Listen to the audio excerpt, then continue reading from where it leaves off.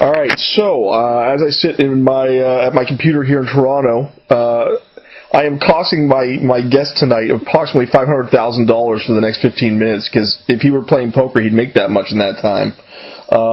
Erik Seidel is on the most ridiculous streak I have ever seen anybody ever be on, and the fact that he's taking time away from the table to do this interview might be kind of dumb, but I appreciate it nonetheless. Erik, thanks for joining us. I'm happy to be here. Well, are you? Because you should be at the tables right now, right? It takes me a few days to recover from these tournaments. It usually takes me like 2 or 3 days just to get rest and recover. But isn't there some temptation towards that Amarillo slimism of never leave the table when you're winning? Not for me, no. I don't have the energy for that. It was such an exhausting weekend for me, and I haven't slept all that well since. And so I've just been really trying to relax the last couple of days.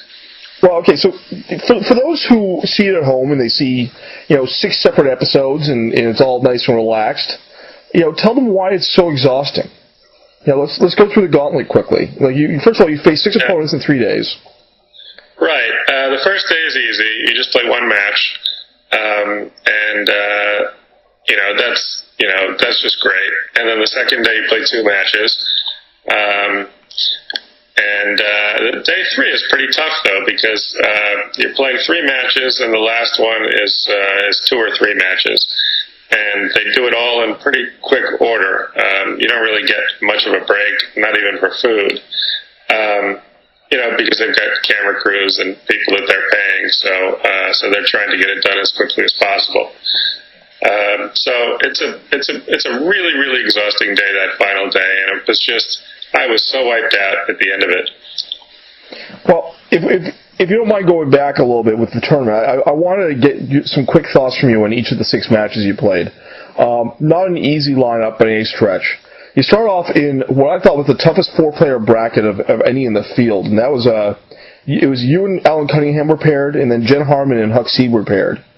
And I know you beat Huck last year when you came in as the guy who had never won a national heads-up match, and he came in with the best record of all time, and that's why that match that potential matchup struck me. But can you tell me about your matchup with Alan first of all? Well, that was one I was very concerned about, because Alan is such a great player. The only thing about Alan is he doesn't play enough, just because he likes to do other stuff. But anybody who's played with him knows he's really a fantastic player. Were you disappointed with that pairing? Did you look at your initial draw and think, damn it? Yeah. I mean, it was one of those matches where you just think, well, this is a coin toss, or I hope it gets to a coin toss. and that's essentially what happened. We ended up, I think, probably like 5 hands into the match. I was on the button and I raised, and he called, and the flop came King Jack 6 with 2 hearts, and I had kings and jacks, and he had Queen 10 of hearts. So. It's pretty much a pick'em hand. I did have the King of Hearts, which helps my hand a bit, and we ended up getting all the chips in. So that was a really fast match. All right, and then you faced Jen Harmon, who, another person you've known a long time. Yeah, Jen is hard to play because she's always trying hard, and she's also I like her so much personally. So it's always a little bit more difficult playing somebody that you like. Things went well in that match, so that was a relief to get through that. Then you face a guy who takes, I think, an unfair amount of criticism in Phil Gordon. I think that Phil kind of showed people that he at least belonged to be in the tournament just by winning his first 2 matches. Yeah, he does take a lot of heat, but he plays that format very well. He understands it, and I think his record's been pretty good. He just, I think he understands exactly what he's supposed to do, in these types of matches. Well, he brings the Rochambeau expertise into the thing too, doesn't he? yeah, that I don't really know that much about. Yeah, well, maybe that's not that. From what I hear, yeah. Well, so folks know why I personally think that Phil takes too much flack. Phil does amazing things for the poker community in terms of keeping his ear to the grindstone politically and doing a lot of really great charity work. You know, he and Ray First are the guys who are responsible for Andy Up for cancer. Not Andy Up for Cancer. I'm sorry. Put a bad beat on cancer. Thank you. I'm sorry. I was mixing up my charitable metaphors. But yeah, so, you know, it's nice to see a guy like him, you know, put in a solid result and you know, take back a little bit of that criticism, I guess. Yeah. So your next match is against what I consider maybe to be the toughest player you faced for a heads-up tournament, and that was Vanessa Selbst. Vanessa's been nearly unbeatable in heads-up for the last 3 years. Yeah, her record recently has really been incredible, and last year she cashed for just about $3 million, and she's really a fantastic player. Did you get a sense when you were playing her of a maturation that she's gone through over the last little bit? Well, I think that I've only really recently. I think I've played with her mostly the last.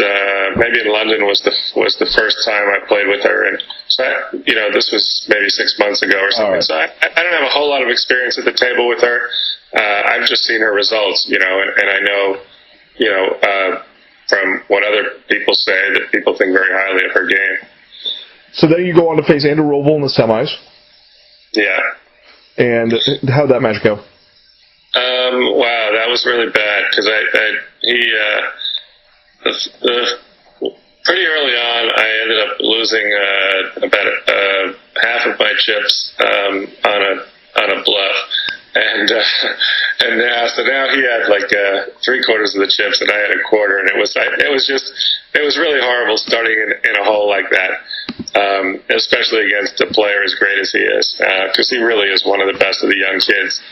And so I felt very lucky to get out of that match alive. And then finally, he faced off with Chris Moneymaker in the finals. Now, I gotta say, there has to be a small piece of your brain saying, wouldn't it be great for poker if Chris Moneymaker won this tournament? That never occurred to me. No, it really didn't. And I like Chris a lot, and I think he's done so much for poker. It's really, he helped spark, the current poker boom. Right. And he deserves so much credit for that. And he's also a really nice guy, and doesn't have a huge ego. He just, he's really is. You see what you get with, or you get what you see with Chris Moneymaker. He's just, he's a regular guy. He plays hard. He does. He really puts the heat on, and it was. It was. I knew it was going to be a pretty volatile match because he has a pretty aggressive style, and he's willing to take risks on reads. He's kind of morphed into an online player. What's that? He's kind of morphed into an online player, stylistically. Yeah, his game has really improved a lot. And yeah, that match, I was lucky. The first match, I think I had the best of the cards the first match, and I won it. And he wasn't really happy with the way he played, but I don't know. I don't know even. I think a lot of it had to do with the cards. I was just hitting more flops than he was. And then the second match, he really came in with an entirely different style, and was really, really very, very aggressive. And it was a pretty interesting. It was a pretty interesting match. I think it's going to make for good TV. So you mentioned the exhaustion at the end of the whole thing, but was there some exuberance also, or is it more of a only $750,000 kind of attitude?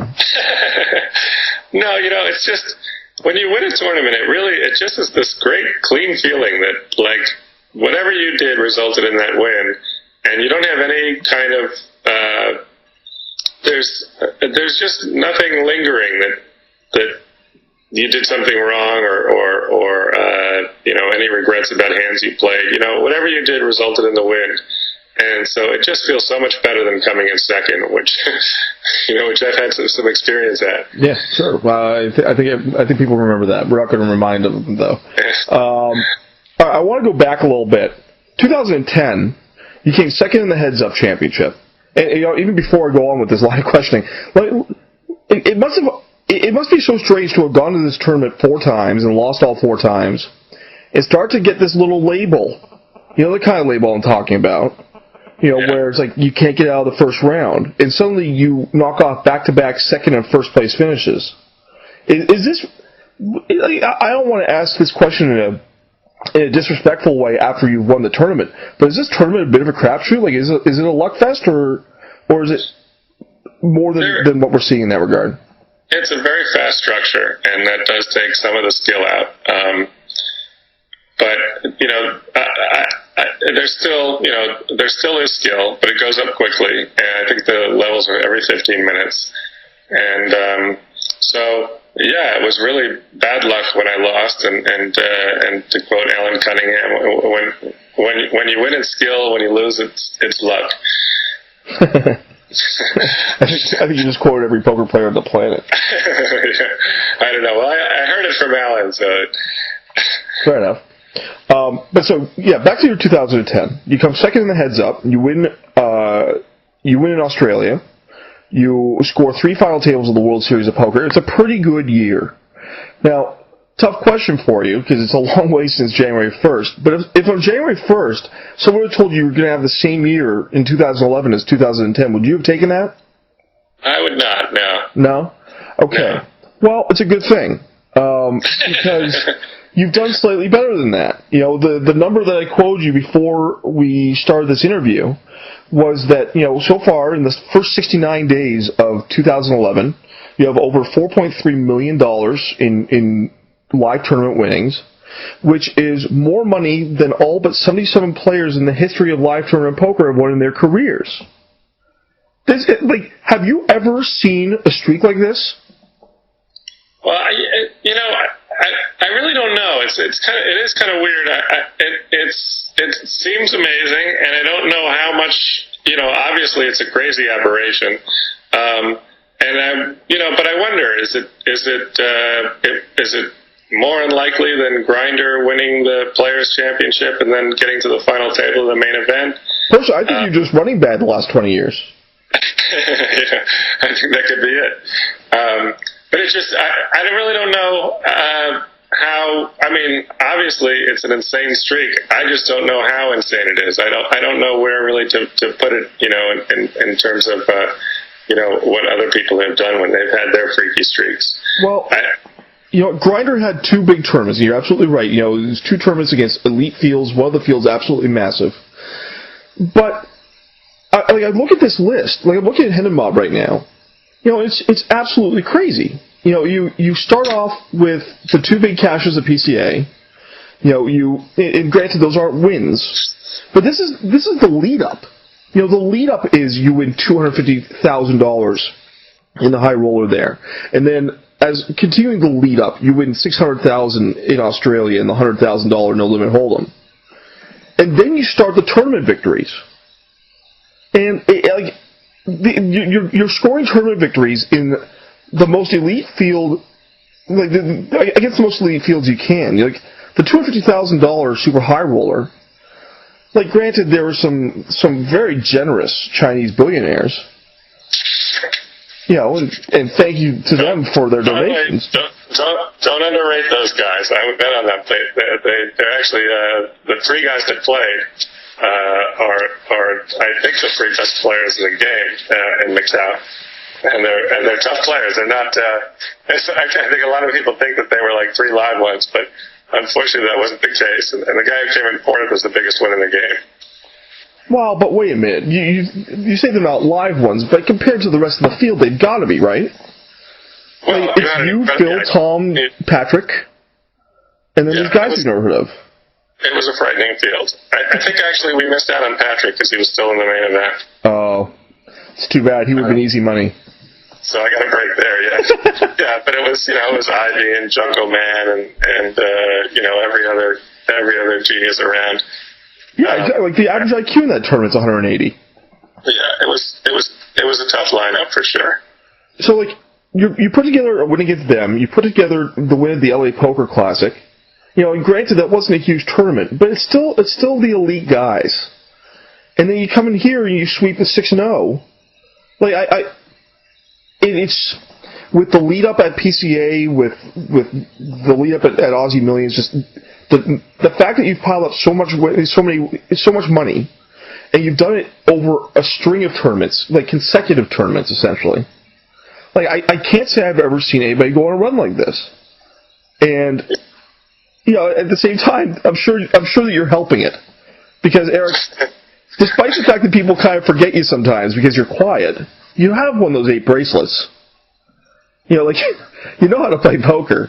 Like how much? Like obviously there's some luck to this, but are you seeing the ball better now? Like, do you feel like you're playing your best poker right now?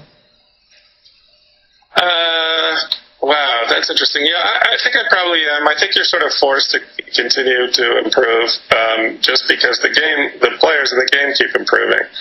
So, you know, I could be fooling myself, but I do feel like, you know, I'm probably playing at a higher level than I've played before, just, you know, because you're forced to. Otherwise I'd have to retire.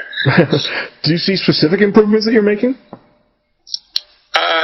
I do see, you know, I do see that that there are, yeah, I mean, I think there's some things that I'm doing maybe that are pretty different from what I've done in the past. I don't know. Do you think you can expand on those without betraying too much about your game? You know, it's just, you know, it's just a matter, I think, of experience and you know, getting better reads and I did, you know, I mean, it's difficult to tell though when you're in a streak like this, how much of it is, you know, I mean, the decision, you're making a lot of right decisions, and you know how much, you know, there is an element of that that's just like, well, maybe you were just lucky this time that you made that read, or I don't know. I mean, I did feel like I was kind of seeing the ball pretty well, but who knows? You know, I mean, I have a huge concern that in the next couple of months I'm going to be sitting down at the poker table and I'm going to go, I have no idea how to play this game now. Because you just hit every time. Well, in terms of thinking through hands, I mean, that's the funny thing about no limit poker is that, you know, when you're right, you know, you feel very smart and you feel like, you know, you're making great decisions. It's, you know, it's a nice feeling, but there are many times when you make this judgment and you're just 100% wrong, and you just couldn't be more, you know, it's just a big mistake. It doesn't, I mean, I would think that every top player, because there is a really fine line between a good play and a terrible play, you know, has this experience of, you know, making plays that are just total blunders, you know. So. But you run good and it feels like everything's right, and it kind of gets into bad habits. No, that's not. I guess I'm not explaining it well. I'm sorry, maybe I'm. No, it's more that it's a very fine line when you're making some of these decisions between a great play and a horrible blunder, because you're really going on reads and judgment. And there are times when, you know, and recently, you know, the plays that I've been making have been working, fortunately. But I could easily see making some of these plays and then turning out to be, you know, total blunders and misjudgments.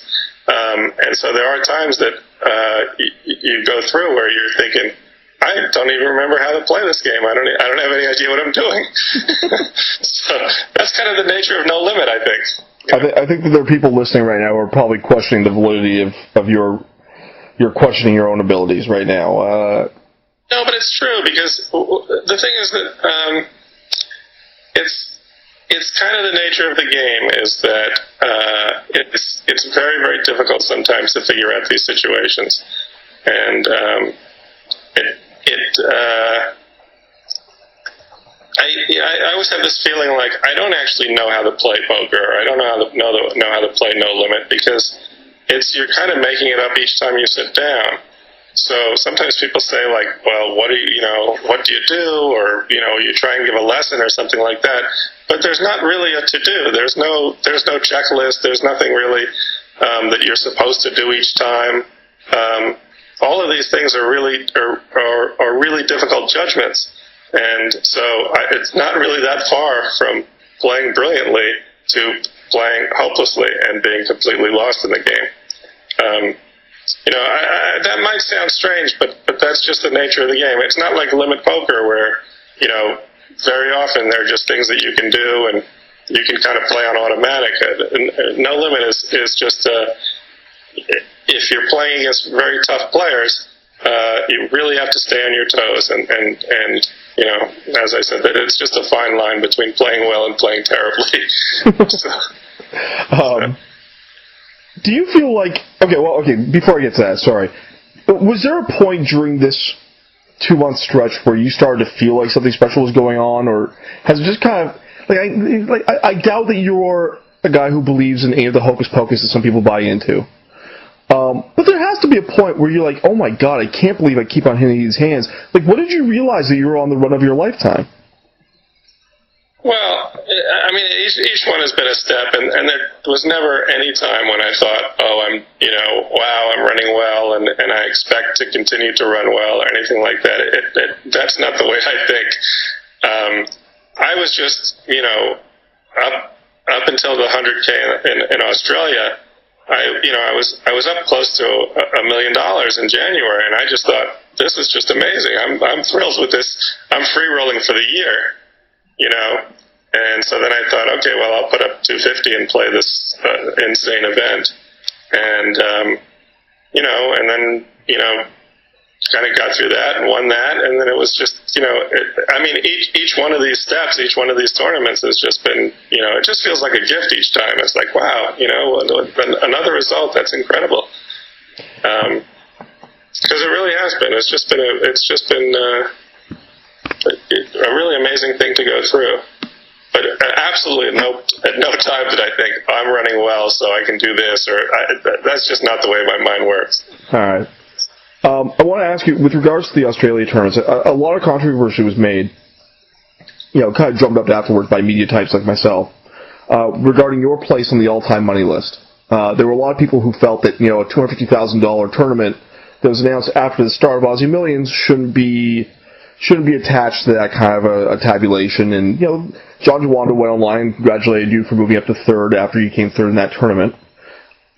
How do you see the all-time money? Is it a frivolity? Is it something that you guys chase seriously? And how do you see your place on it now? And should events like the 250K be part of that kind of a calculation?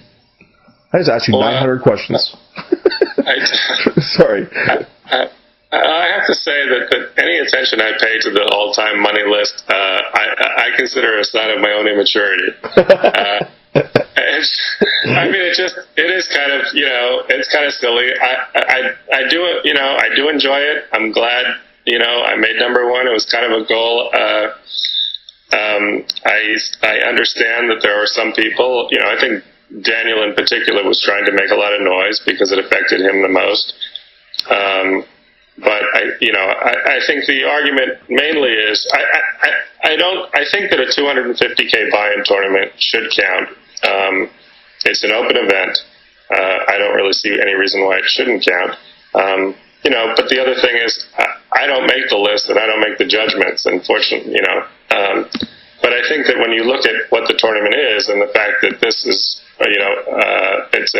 it's a somewhat historic event, and there will be probably another one next year, another one the year after. I'm not really sure what the argument is for not including it. Fair enough. I think that one thing that you're going to see over the next little while is that all the success is going to come with a lot of attention. You've had some negative experiences with attention in the past with poker. I think everybody knows Rounders, and I think that everybody also remembers that you were kind of the standout guy amongst players who was saying no to the whole card cameras. And the sense I always got is that you guarded your privacy to an extent. How are you dealing with the idea that people are now going to be paying more attention to you as a result of all this? I'm very uncomfortable with it.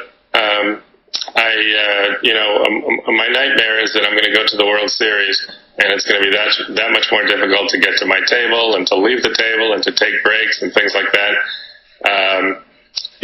I think up until now, it's pretty nice. You go to a restaurant, maybe somebody recognizes you, or somebody says hi in an airport or whatever. I mean, people are generally pretty nice, and it's really not that much of a hassle.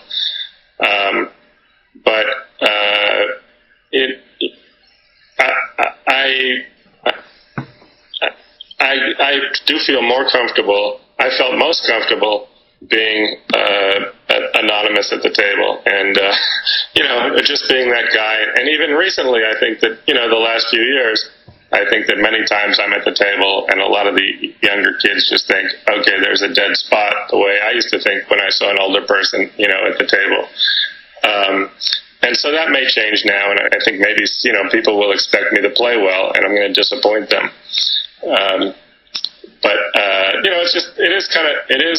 I am a little concerned about it. It's not. I'm so happy and in love with the life that I had. Where I really don't have many obligations. I can go and I can play whatever tournaments I want to, and I don't really need any more obligations in my life. Fair enough, but it's still worth the money, right? Yeah, the money. Oh, well, I'm not throwing it back. Fair enough. You've given me a lot of time, and I appreciate it. I got one more question along these lines. You've won 8 bracelets, and you had 8 figures in winnings even before this all started. Do you think that people were kind of forgetting the caliber of player you are before this all started to happen?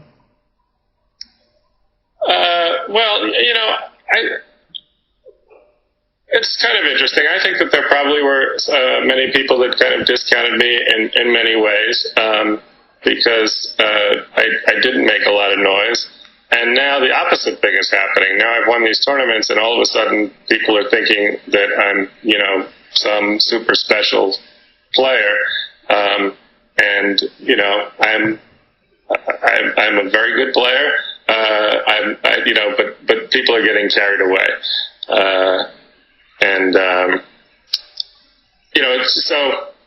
I don't know.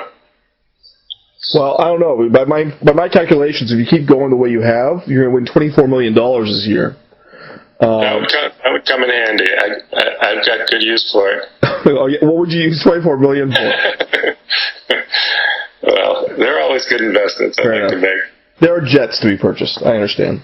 Yeah. All right. Well, Erik, thank you very much. I really do enjoy our conversations, and I really appreciate your coming on and sharing your thoughts, especially considering that you are starting to feel a little uncomfortable with the attention. I know this only contributes to it, and so thank you very much. All right. No problem. All right, folks. That's Erik Seidel, and I'm signing off.